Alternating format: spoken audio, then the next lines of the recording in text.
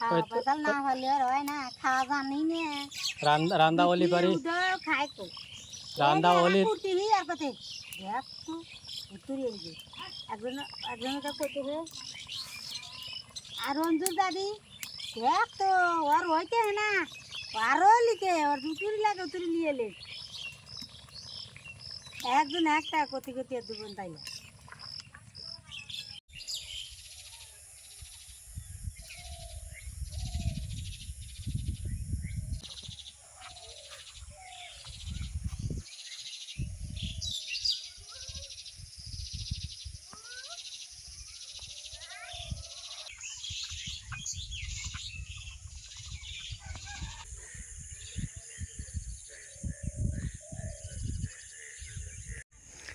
আসসালামু আলাইকুম, শুভ সকাল।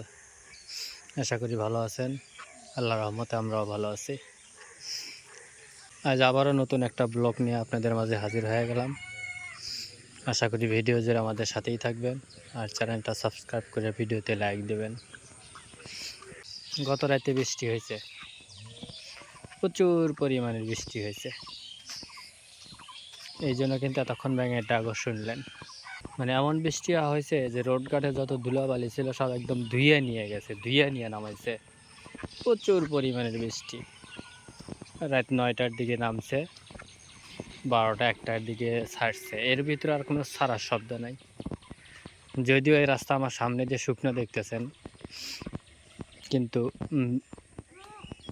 মানে এখানে শুকনা থাকার কারণ হলো এনার বালু মাটি। এই হিন্দে দেখেন রোডঘাটে এখনও ভিজা ভিজা।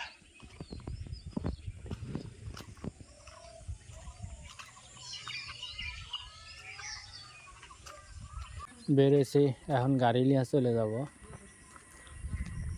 জালা দেখি তো কত টাকা ইনকাম করা যায় কিনা, চেষ্টা।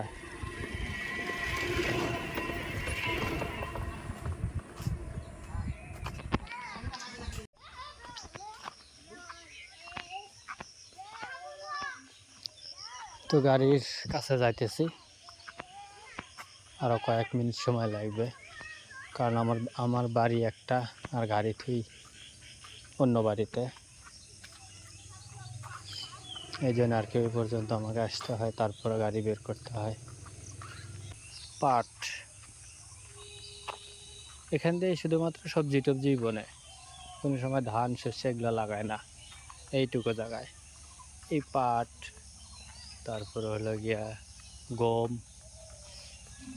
এগুলোই সবসময়ই বনে।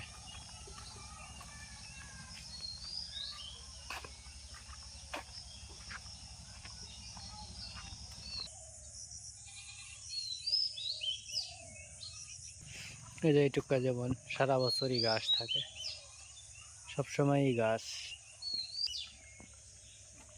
খোকসার পাতা অনেকেই মানুষ খুঁজে পায় না, আর আমাদের হিন্দা অভাব নেই, সবই কিন্তু খোকসার গাছ।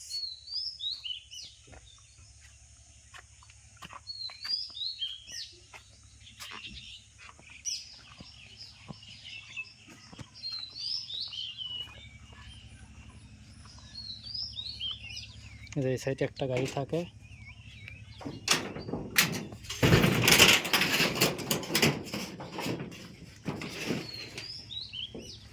আর এখানে আমার গাড়ি আছে।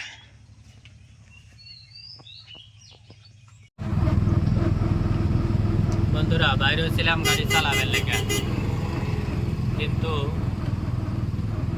সকালে রোদ উঠলো, এর লেগে গাড়ি নিয়ে বের হয়েছিলাম। পরে তো সেই রকম বৃষ্টি নামা শুরু করছে, এই যে দেখতেই পাচ্ছেন।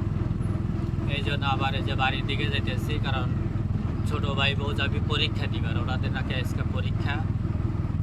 তো এই বাড়িতে যাওয়া বসবো 11টার সময় যাবে, এই 11টা পর্যন্ত এখন আমাকে বাড়িতেই অপেক্ষা করতে হবে। তো এর লেগাই এখন বাড়ির দিকে যাচ্ছি। বাড়িতে যাওয়া একটু অপেক্ষা করি, আর সম্ভবত 20-25 মিনিটের মতো অপেক্ষা করতে হবে। তো এতক্ষণ পর্যন্ত কিন্তু 1 টাকাও কামাই করে নেই। এতক্ষণ বাজারে স্ট্যান্ডে বসেছিলাম, বসে থেকে থেকে সিরিয়ালও পাই না, লোকও হয় না, ঝামেলা। যেহেতু বৃষ্টির দিন, লোকজন নাই বললেই চলে। আমাদের এদিক দিয়ে তো এমনি ইনকামের সোর্সটা খুবই কম।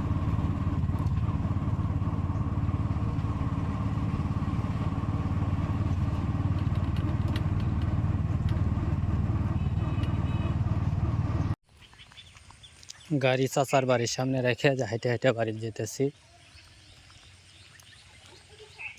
জালা বাড়িতে কিছুক্ষণ অপেক্ষা করি, করার পর তারপরে উনি ফোন দিলে এসে নিয়ে যাবো না। পাশাপাশি 2 মিনিটের মতো লাগে ওনার বাড়ি পর্যন্ত আসতে। বন্ধুরা, সেই সকালে গেছিলাম, মাত্র আসলাম বাড়িতে। তো আসার পর একটু রেস্ট নিছি, এরপরই রান্নাবান্না শুরু করব।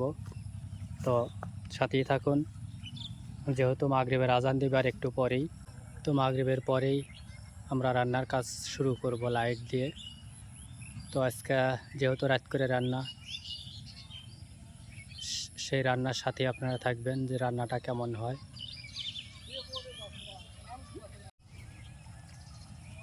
আর আজকে সারাদিন বহুত কষ্ট করছি, কারণ গরম ছিল প্রচণ্ড। যেহেতু গত রাত্রে বৃষ্টি হয়েছিল প্রচুর পরিমাণের, সকালবেলা সেটা আপনাদের দেখাইছি। তো এখন যেহেতু সন্ধ্যা, ওই যে অলরেডি মাগরিবের আজান শুরু হয়ে গেল। তো চলুন আমরা বাড়িতে যাইয়া রান্নাবান্না শুরু করি। আর অবশ্যই চ্যানেলটা সাবস্ক্রাইব করে ভিডিওতে একটি লাইক দিয়ে ভিডিওটা কেমন হয়েছে তা কমেন্টস করে জানাবেন।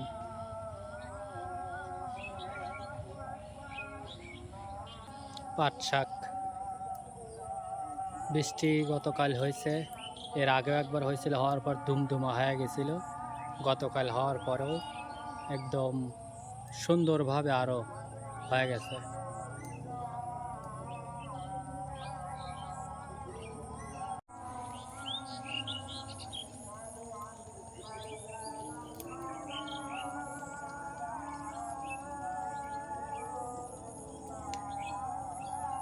কতটা সেদ্ধ হয়ে গেছে, নামায় ঢেলে নেই।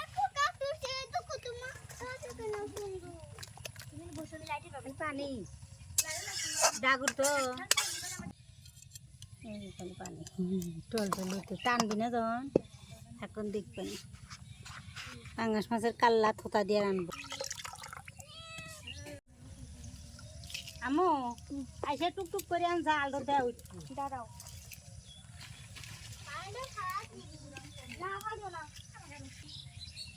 আজকে বাতাস নাই তোমার বুঝলি।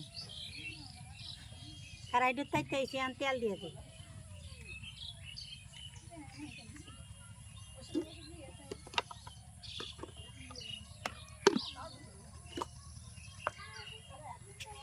লবণ দিয়ে এলে আগে তেলের মধ্যে নাহলে সিট পিনি খেলে। লবণ দিয়ে দিলাম,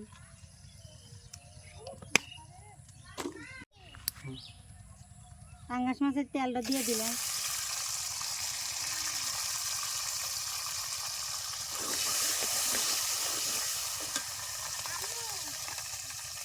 কি হয়েছে?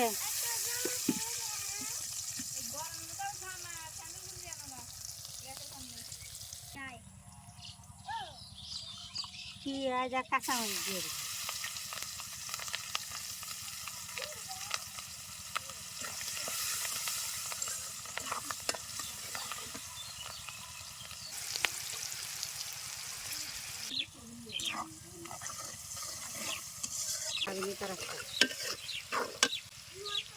একটু তেজপাতা দিয়ে দিলাম মাঝখান দিয়ে ছিঁড়ে। আদা রসুন বাটা,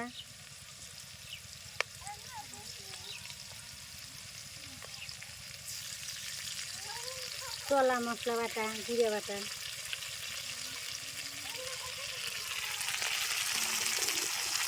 আজ থেকে আর পিতুলি মিতুলি খেবে না, মশলা বেশি দেওয়া গেল উচ্চহানি মশলা বাটা, উচ্চহানি আদা জিরে আছে না। তুই পাঙ্গাস মাছের খোতা দিয়ে দিলাম, কাল্লাও দিয়ে দিলাম।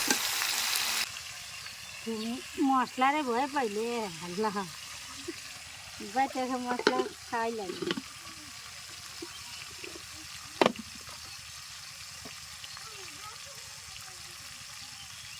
সসের গুঁড়ো দিয়ে দিলাম, হলুদের গুঁড়ো দিয়ে দিলাম,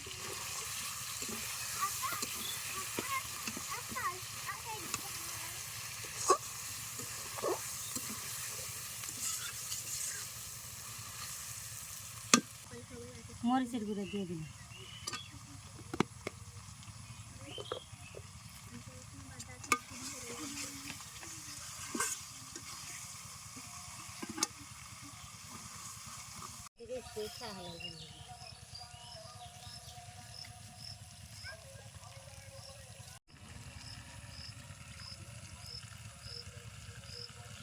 মশলাটার মধ্যে আমি পানি দিয়ে দেবো, সামান্য একটু পানি দিয়ে আমি কষাইলে ভালো করে মাছটা।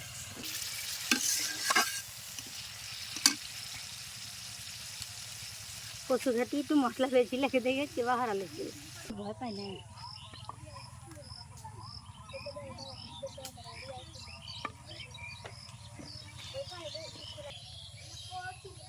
দেখে দিই কারণ আছে মশলা বাটা দিয়ে কল দিলি তো আসবি না। না দেখি বা খালি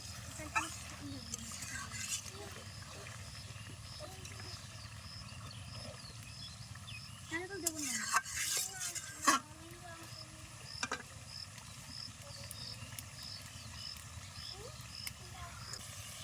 ফাতেমা তোমার এই হুন্ডার সময় ইন্না হরা লাগবে।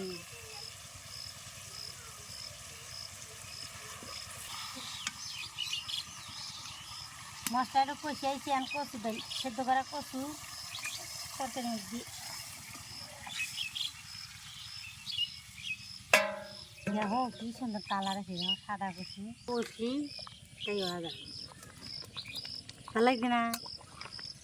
ভালো তো লাগতেই চাই, কিন্তু আমি চিন্তা করতেছি এটা খাবিনি কয়দিন দেখছো লিয়ে যায় না এখনই। খাওয়া পাতাল না হলে আর হয় না, খাওয়া জানি না। রান্দা ওলি পারি খাই তো রান্দা ওলি আর কত দেখ তো উত্তরে এই যে একজন একজনটা করতে হবে। আর রঞ্জুর দাদি দেখ তো আর হইতে না, আরো লিখে আর উতুরি লাগে উতুরি নিয়ে এলে একজন একটা কতি কতি আর দুজন তাইলে টান খালি টান দুই জাল পাতি পাতি মশলা কষিয়ে যাবে, মাছ ওষুধ দিয়ে কষিয়ে ভাঙ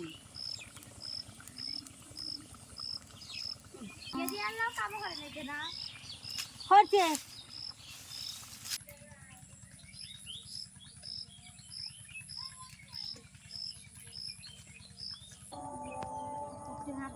মাছ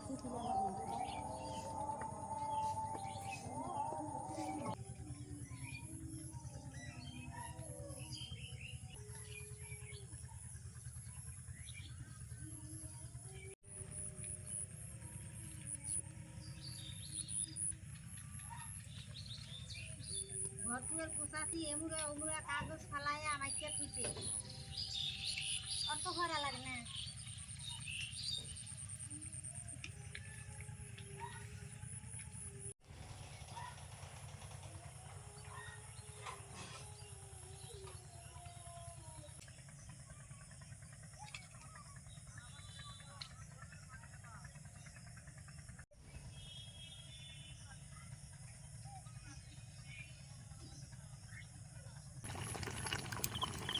কচু সিপি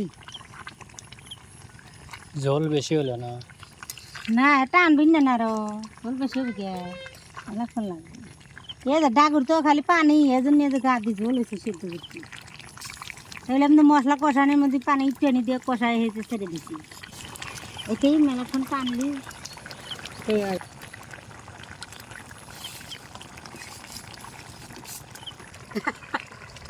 একদম লবণ চাকরি কালারও কি ভাঙবো তবে লবণ চাকরির লেগে চুপ করে এসে বসে রয়েছে। রাতের রং খাবো রেখে দিই ওনাকে ছিটে পরে রাতে থাকা যায়।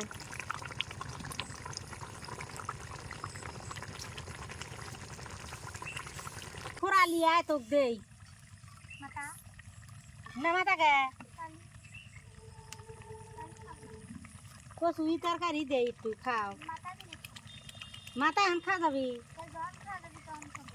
আচ্ছা ছোট দাদির বাড়ি থেকে কচু কেটে নিয়েছে, আমি বাড়িতে থাকলে ভিডিও করতাম, কিন্তু আসলে আমি বাড়িতে আসছিলাম না, সেটা তো আপনাদের বলছি।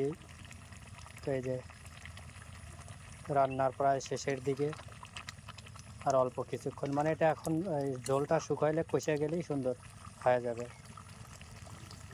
তো এই কচু সুন্দর করে যত্ন সহকারে রান্না হচ্ছে। এখন দেখা লাগবে খাবার সময় কেমন হয়। কালারে তো খুব সুন্দর দেখা যাচ্ছে, আর যেভাবে ফুটতেছে তাতে মনে হচ্ছে সেই রকম ঘেরানো বাইর হয়েছে। কারণ খাওয়ার সময় বোঝা যাবে যে আসলে স্বাদটা কেমন হলো। শেষ পর্যন্ত রান্না হইলো। রান্না তো হইলে ওই যা রুই পোকা খেবা রে বাবা বন্ধুরা, মানে তাড়াতাড়ি করে তুই এই গেল দেখেলা না হয়ে গেছে তুলে হালাই রুই পোকা তো প্রচুর পরিমাণে উঠছে। লেউই হবে নাকি ভাত দিলে দিলাম মেলা রাইতে হয়ে গেল। দেখে তো নইলে আবার খাওয়াতে এসে মেরে দেবিনি।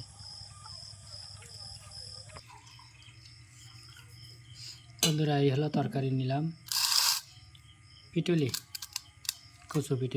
কচুর ডাগরিয়া পিটুলি যেটুই কন। আর ওই যে অলরেডি ফাতেমা খায়া ফুরু আলাইতেছে, মানে অনেকক্ষণ আগেই নিছে, আমরা আসার আগেই। তো আর অনেকটুকু খাওয়া হয়ে গেছে। আমি একটু খায়া দেখি গলা টলা ধরে কিনা। বিসমিল্লাহি ওয়ালা বারাকাতিল্লাহ। গলা ধরে তোমার ভিতর করে খায়।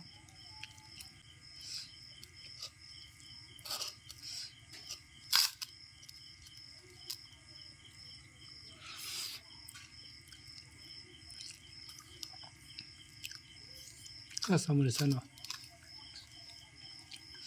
বন্ধুরা, মনে হয় না গলা ধরবে। 2-3 বার খাইছি, আর স্বাদও লাগতেছে অনেক ভালো। আশা করি এইভাবে রান্না করলে আপনাদের গলাও ধরবে না, খাইতেও খুব স্বাদ লাগবে। গ্রামের রান্না এটাই সুন্দর, যখন যা পাবেন তাই দিয়ে রান্না, মানে এত কিছু দরকার নেই, হাতের নাগালে যা আছে সেটাই দিয়ে একবেলার খাওয়ানো হয়ে যায়। তো ভালো থাকবেন, সুস্থ থাকবেন, আমাদের জন্য দোয়া করবেন। আল্লাহ হাফেজ। বন্ধুরা এখন রাতের 11:15 বাজে। এমার্জেন্সি কল আসলো, তাড়াতাড়ি করে হসপিটালে নিতে হবে, তাই এই যে রাতের 11:15 বাজে গাড়ি নিয়ে বের হইলাম। আল্লাহর নাম নিয়ে দোয়া করবেন, আল্লাহ তাআলা যেন সুস্থ হলে ভালোভাবে রুগীকেও রাখে এবং আমিও বাড়িতে আসতে পারি। সবাই দোয়া করবেন, আর আপডেট তো জানাবোই আমি কখন বাড়িতে আসি, আল্লাহ আমাকে কখন আনে। আসলে রুগী নিয়ে গেলে তো টাইম ফিক্সড করা যায় না যে এত সময়ের ভিতরে বাড়িতে ফেরত আসবো। আপনাদের ভাবি এবং ফাতেমা আমার মেয়ে বাড়িতে একা রইল, দোয়া করবেন তারাও যেন সুস্থ থাকে, ভালো থাকে। আমি ততক্ষণে ঘুরে আসি, আল্লাহ ভরসা। তো চলুন বন্ধুরা, আমি আপডেট জানাবো আপনাদের যে রুগীর কী অবস্থা, কি হয় না হয় যাই না, তারপরে লাস্টে আসবো ইনশাআল্লাহ।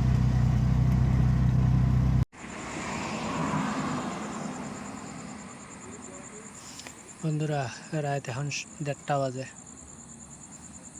আমরা হসপিটালে আসছি আরও 20-25 মিনিট আগে, এসে বসে আছি।